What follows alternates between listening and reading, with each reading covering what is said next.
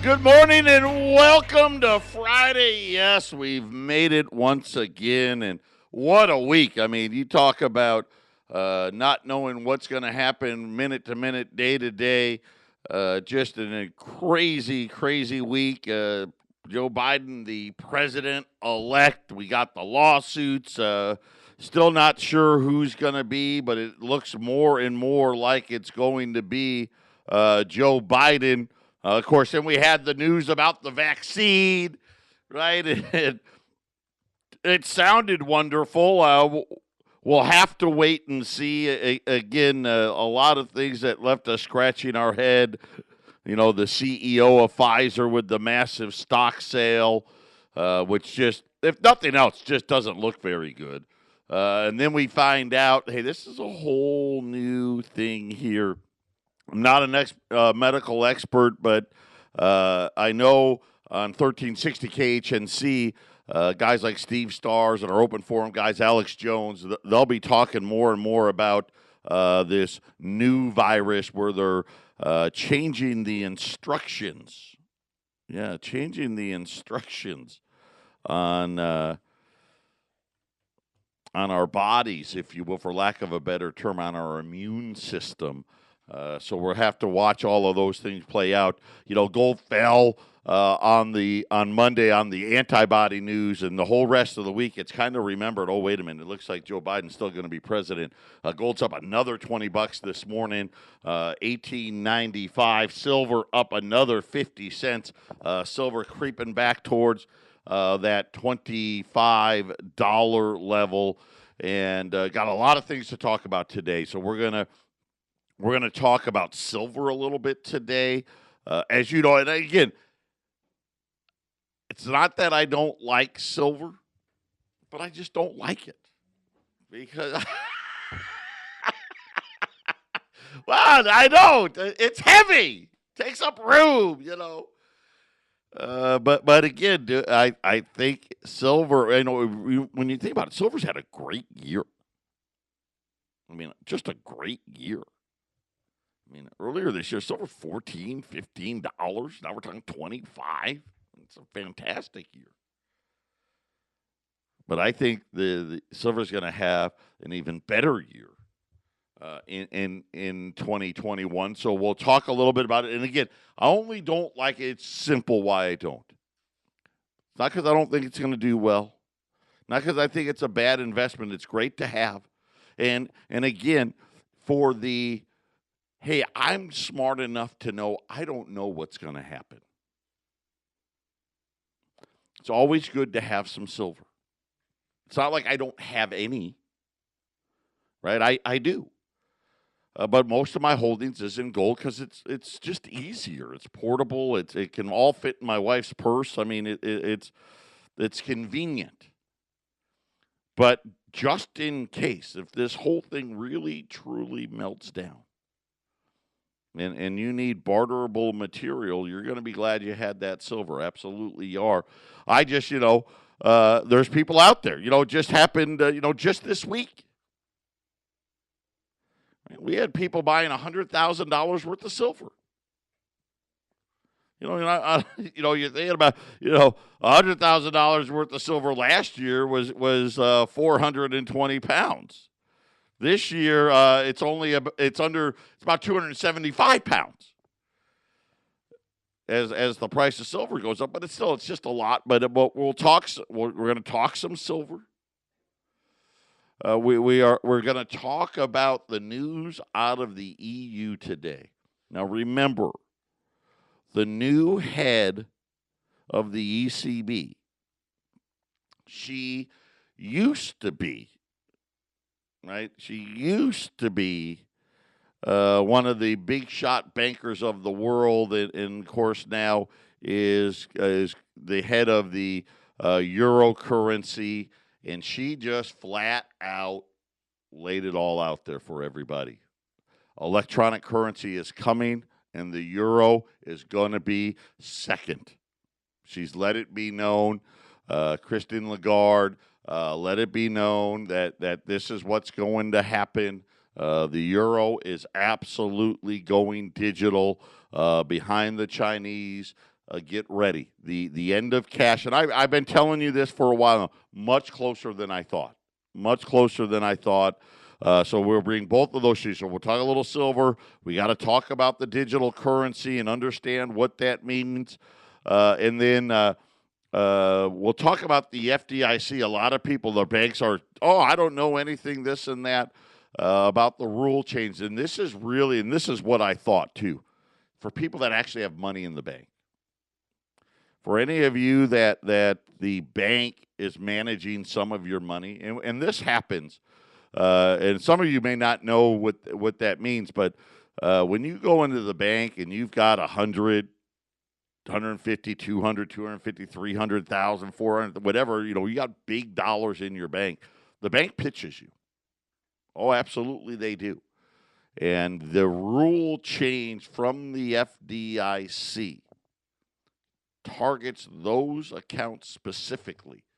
So we'll make one more pitch on that, and I'll give you where you can go and look it up yourself, because I think that's important that you understand that the FDIC, like I said, they change the rules whenever they want. The central banks changing the rules on all the big banks because they couldn't follow them. Because quite honestly, well, gosh, if we created these rules to make sure these banks wouldn't go insolvent, but then we found out the banks really can't do that, so we'll just change it back.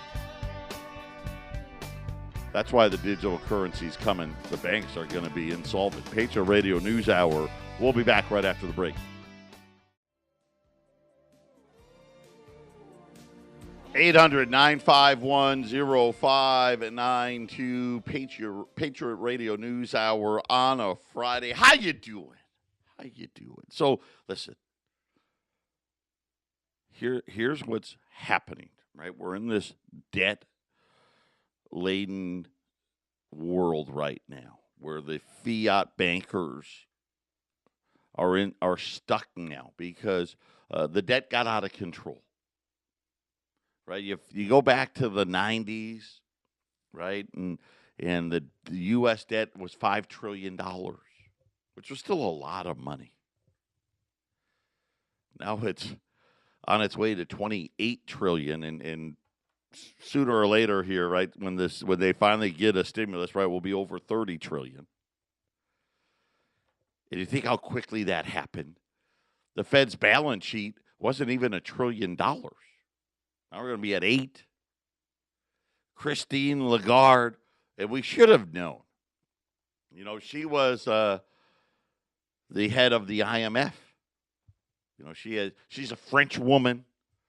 She's been held various different government agencies within the French government, then got placed at the head of the IMF. And when she was done doing that, they made her head of the European Central Bank. And she was at a meeting in Germany. And she just flat out said, hey, we're going to create a digital currency. And she put a timetable on it. My hunch is that it will come, she said. And I'm like, hunch? Come on. I mean, you're the one in charge. Are you doing it or not, right? I mean, but again, this is they have to play the game. Well, we can't say it yet. Run. You have to have money in your bank. I have to have money in my bank. You don't need more than what you need. I'm just telling you. She said Thursday during a virtual panel, yes, another one of those Zoom meetings, hosted by the European Central Bank itself. She went on to say, if it's cheaper, well, let's see. If it's digital, that means you don't have to print anything anymore, do you? You don't have to buy any metal, And of course, it's all slag, the cheapest metal you can find for coinage. Think about the paper. Right? You don't have to buy that anymore. Faster. And remember, they love to use convenience as a reason for doing things that take away our liberties. And of course, unfortunately for all of us, there's going to be disaster that eventually allows it to happen. Cheaper, faster. And then she said more secure, which is absolutely not true, but okay. They want us to believe it's more secure. You're right. I guess you're right. The little old lady walking down the street, if somebody steals her purse, right, there's no cash in it, right? Right, I guess, If it's cheaper, faster, and more secure for users, then we should explore it. If it's going to contribute, and this was the big part of this, better monetary sovereignty and better autonomy for the euro area, I think we should explore it. Better monetary sovereignty? Well, that sounds really good. I mean, it's got the word better right in it. Better. Better monetary sovereignty. Sounds like, yes, protect our sovereignty. Oh, no, it's not what she meant. These people are very, very smart. They choose their words very, very carefully. What she really means is better monetary sovereignty for the central bank. Not for you. Not for me. Right? Better autonomy. Yes. See, just allows us to have better tools because we just can't get that stinking inflation. With a digital currency, rate hikes and rate cuts don't matter. Well, listen, they don't even work, right? Look at that. The whole world's been at zero or less than zero for a decade and a half. It doesn't work. Everything they told us about monetary policy is a pile of crap. All they can do is create bubbles. That's really all they can do.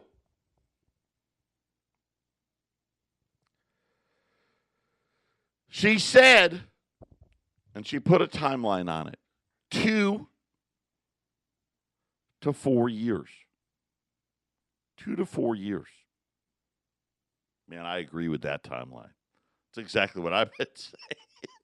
I was hoping 2030, but now I'm like, well, probably 2025, right? Maybe a little short. 2 to 4. Depends how bad things get.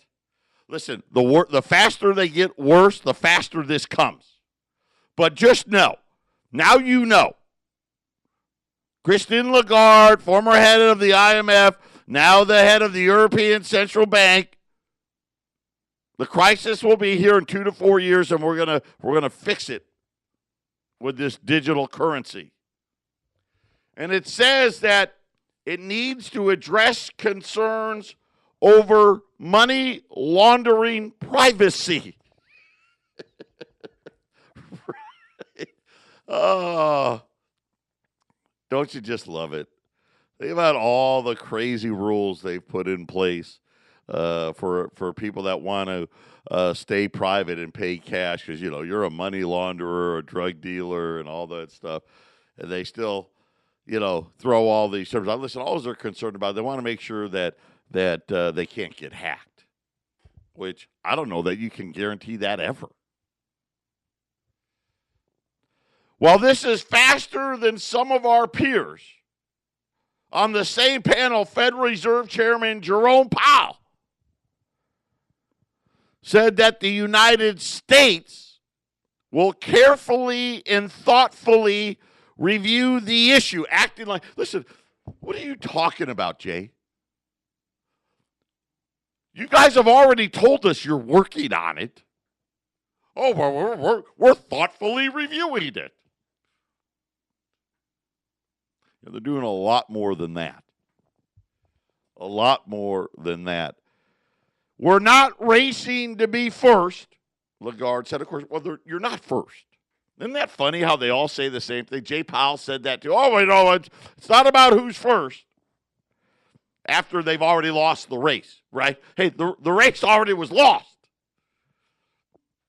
We're moving ahead diligently, and we will be prudent. And I'm sitting there and I'm thinking about, what they mean by all of these things and the autonomy that they're seeking. It's not the autonomy for us, it's their autonomy. Here's the thing about digital currency. And by the way, I'll try to get to it, but I just want to let everyone know Ray Dalio issued an alert about whether or not Bitcoin survives because of the digital currencies and whatnot. Be careful. That's all I'm going to say. Listen, I like Bitcoin. I love Bitcoin, actually. Love it. Because I love what it stands for. Hey, we want to have you to have complete autonomy and not be held to the whims of these central bankers. What a great thought that is. I just don't believe there's a snowball's chance in hell they let it live after they go digital. That's just my thoughts. Right, and already the autonomy part of Bitcoin has proven to be false. Governments are making major busts now, seemingly every 3 to 6 months. Some other big ring gets busted, and they're able to track them down. But having said that, I love the premise of it. The technology behind is what they're talking. When she says faster, they mean faster. I'll liken it this way. You ever see that movie, Catch Me If You Can? I think it was with DiCaprio and Tom Hanks. And Leonardo DiCaprio was making fake checks, and he was pretending to be a pilot and a doctor and this and that and the other. And Tom Hanks was running the money laundering department for the FBI. Everybody knew, especially if you go back to like the 60s and the 70s, if you wrote a check, and let's just say, and you got to remember, all the banks were regional back then. So if you lived in Colorado, but you were visiting family in Florida, as an example, and you wrote a check, it would take days to clear. That check would have to go all the way back to Colorado before it would clear.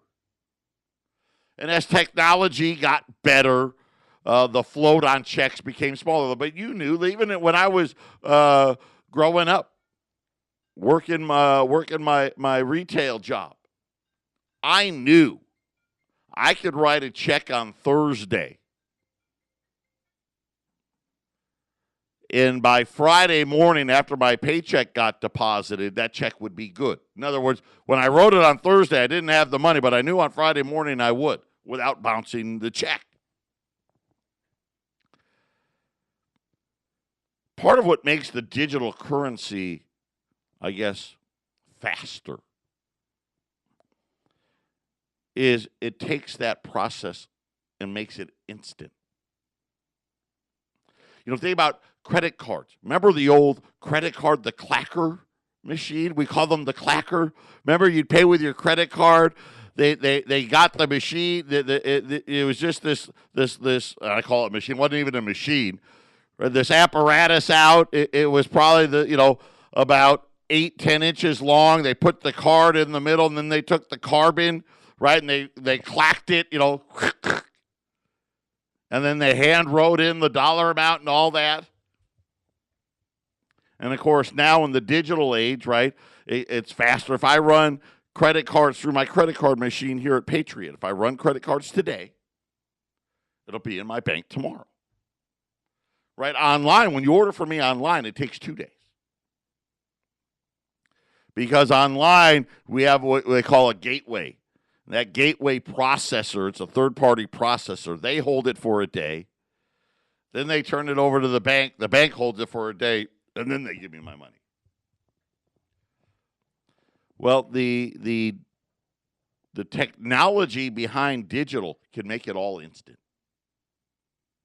And they can do billions of transactions a second. It's incredible.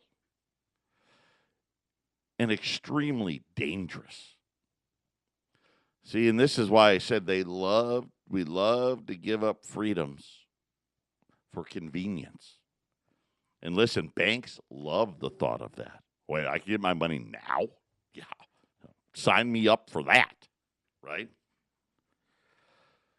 But at what cost? And now what's going to happen is very simple. Anybody, all your cash, you got 2 to 4 years, maybe 5. We're all going to be turning it all in. And now the central bank is going to get whatever they think the inflation they need to get by devaluing the hell out of your money. This is the Phyllis Schlafly Report, a daily commentary continuing the conservative pro-family legacy of Phyllis Schlafly. Now, the president of Phyllis Schlafly Eagles, Ed Martin. When asked about the problems with big tech, you likely think about Facebook, Twitter, Amazon, and Google. But don't forget about the other titans of tech like Netflix. In reality, Netflix should be more of a concern because they combine the overbearing control of big tech with the cultural influence of Hollywood. Now that Netflix is teaming up with communist Chinese propagandists, it's far past time for us to speak up. For over a decade, the Chinese government has held more than 1 million of their own citizens captive in the Xinjiang province.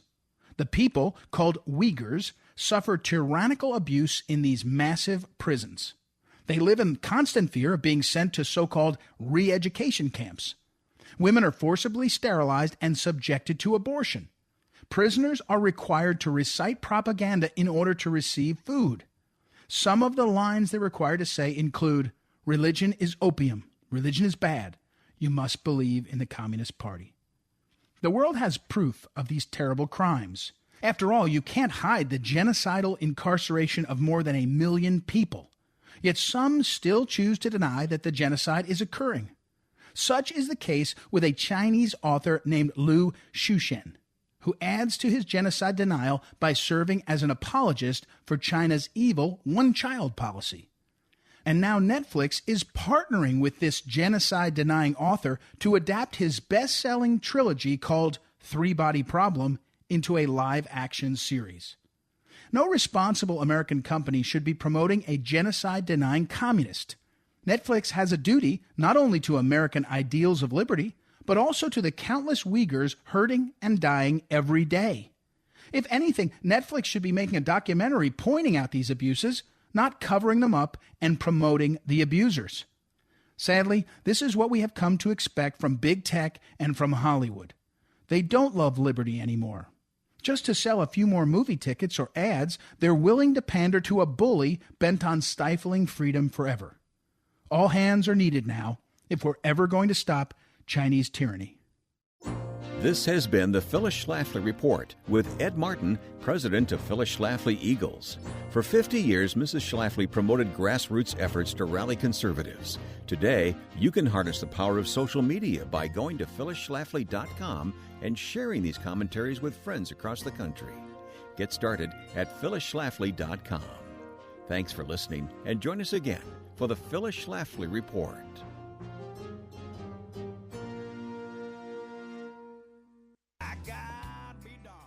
800-951-0592.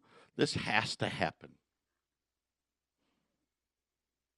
Going to a digital currency has to happen. I mean, it doesn't matter digitally. We need a new currency because we've exhausted the ability of the old one. And this is what happens to fiat money. It always goes to zero. Always. And it always goes to zero for the same reason. The bankers can't help themselves, and they produce debt. How are we doing so far? We're 1 month into fiscal 2021. We just got the numbers yesterday for the budget deficit for the month of October. It totaled $237.7 billion. So let's just do some running. $238 billion, which, simple napkin math says, well, times that by 12, you get $2.8 trillion of deficit. Of course, we don't have a stimulus package, right? We don't have any of those things. The number, there was a $14 billion decline in personal tax revenue, right? That's people out of work. The federal government spent $521.8 billion in the month. That was up 37% from a year ago. Like I said, revenues fell by 3.2% to just $237.7 billion. And, of course, they're blaming COVID and all of those things for it. But don't worry, the CBO is only projecting a $1.8 trillion budget deficit so far. Of course, that math doesn't fly. We know that. But still, that's before stimulus. So if they pass $1 trillion, $2 trillion, $3 trillion, whatever that number is, that is going to be added on to the number. By the way, this breaks all the records. This is the largest budget deficit in the month of October ever, by almost double. The previous record, 2009, right? That was all the budget. Think about all the records we shattered last year. So far here in 2021 fiscally, we're off to the worst start ever, and it's going to keep getting this way. We are in the middle now of this huge debt bubble.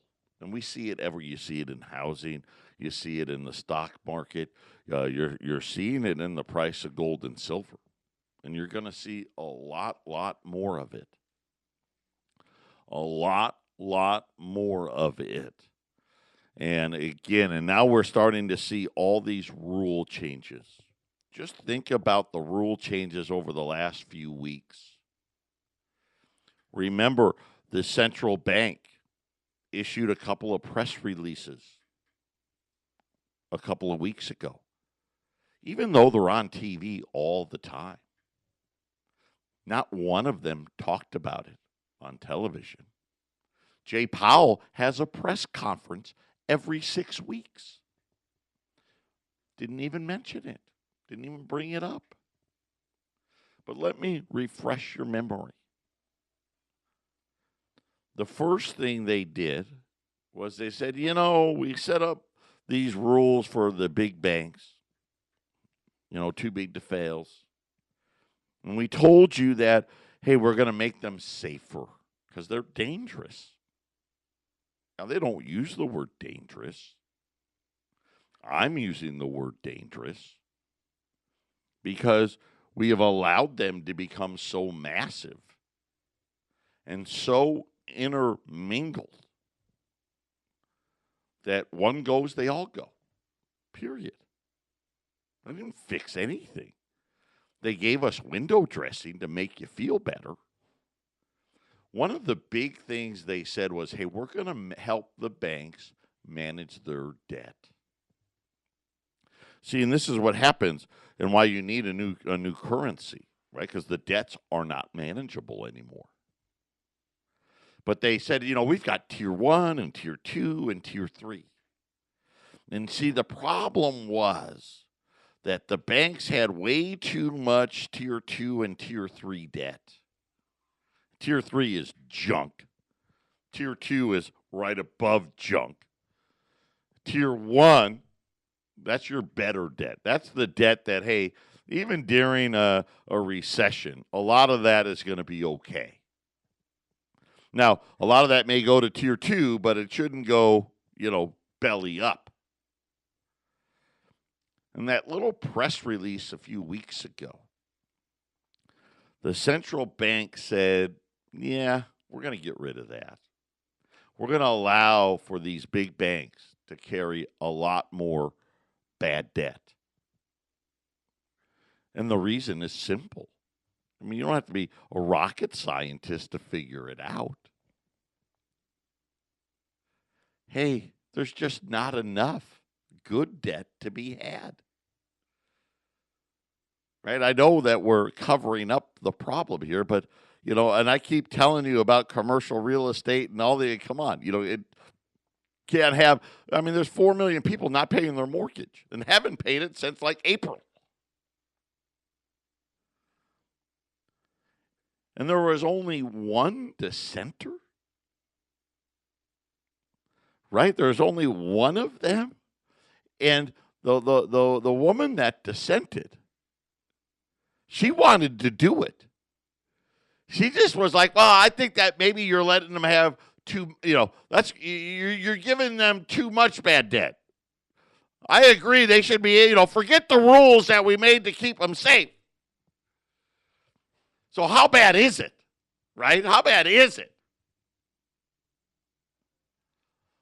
And then you see the rule change from the FDIC, and just like I suspected, if you've got money managed by your bank,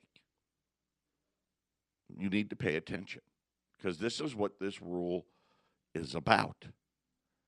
If you go to FDIC.gov/deposits/brokers /part-370-appendix.html, you'll find it. And I do that on purpose. They don't make this easy to find. I'm going to read to you one last time, and then I'm going to get off of it. This is from a bank specifically about this new rule when we return. 800-951-0592. I'm going to give you the name of a bank. Thank you, Arlene. That I'm reading this from, because I went out to the FDIC's webpage and I did what this bank said to do, and I read what was written there, and I was like, I have no idea what they're saying. It's complicated. So this is from BMO Harris Bank, okay? And that's not to scare anybody. By the way, I'm giving kudos to this bank because they let their depositors know very simply and very plainly. And I want to rush through this here, but I want to give you the special provisions applicable here. They're calling this Section 11. If you have opened up an account on behalf of the beneficial owners of the funds in the account, for an example, an agent, a nominee, a guardian, an executioner, a custodian, or in some other capacity for the benefit of others, the account may be eligible for pass-through deposit insurance from the FDIC. Okay, this is, in other words, hey, the bank is managing some of your money. That's kind of what that means. Long way around there. And they're letting you know, hey, we got good news for you. And we may be able to get you a bunch of money because you give the good news first, right? This means the account could qualify for more than the standard maximum deposit insurance account. For such accounts, in order for us to comply with the Section 370.5-A of the FDIC rules and regulations, if the account has transactional features such as check writing capabilities and or the use of debit cards as defined in section 370.2-I or J, J. Yeah, don't worry, the rules aren't that thick. Of the FDIC's rules and regulations, you must agree to provide a record of the interest of the beneficial owners in accordance with the FDIC requirements spelled out below. Following these procedures may minimize the delay that these beneficial owners may face when trying to access their FDIC insurance funds in the event of a bank failure. Section 370 of the FDIC's rules and regulations can be accessed on the FDIC's website, fdic.gov/regulation/law/rules/2000-9200.html. Right, okay, now all that sounds wonderful. Now let me read you the rest of what they say. You agree to fully cooperate with us and the FDIC in connection with determining the insured status of funds and such accounts at any time. In the event that the bank fails and the FDIC has appointed its receiver, you agree to provide the FDIC with information described above in the required format within 24 hours of the bank failure for all accounts with transactional features, right? That's anything. Hey, you got a debit card? You can write a check, right? These are transactional features. And any other accounts to which you need rapid access. What if you don't need rapid access? That's another thing I didn't bring up. As soon as the FDIC is appointed, a hold or a freeze may be placed on your account so the FDIC can conduct the deposit insurance determination. The hold or freeze will not be released until the FDIC obtains the information required to enable the FDIC to calculate the deposit insurance. You understand and agree that your failure to provide the required information to the FDIC may result in a delay in the receipt of insured funds by the beneficial owner and legal claims against you from the beneficial owner. This agreement survives after the FDIC is appointed as our receiver, and as a result, the FDIC shall be entitled to enforce the terms of this section. By keeping your account open after December 1st, 2020, you have agreed to this amendment. See, you didn't even have to sign anything. You're just in. And so, again, for those of you that have the bank managing your money, or a third party, even a third party through the bank, this applies to you. Here's the good news. You could get more, or you could get a whole lot less. But first, before we give you anything, we're gonna take a look. We're going to take a look at this rapid access that you may or may not need. So, again, there you have it. I wish I could, maybe if I'm smart enough, I can figure out a way to post this up on our website because the bank explains it pretty clearly. Because I'd like to think that I'm a person that has at least average intelligence, and I went to the FDIC site. I did. And I read all of it. And then they had this like graph and stuff. I mean, it was nuts. And I didn't even really understand what they were trying to say. So shout out to BMO Harris. I'm going to give them a shout out. I wasn't going to, but now I want to. Good for them. They let you know. 800-951-0592. When we get back very quickly, we're going to talk about silver and where it's going to be headed and give you some opportunities. Don't touch that dial.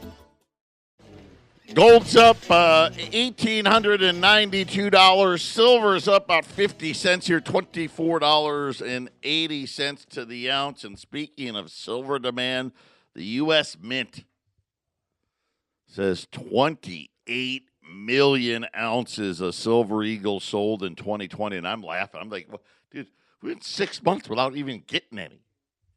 Remember, at one point, you had to pay $10, $12 over spot to even get a Silver Eagle. 28 million ounces.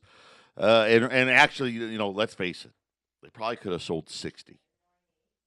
But because of COVID restrictions, according to all the mints around the world, the U.S. Mint, the Canadian Mint, the Perth Mint, I mean, everywhere, everybody, silver demand is skyrocketing. Barring a shutdown,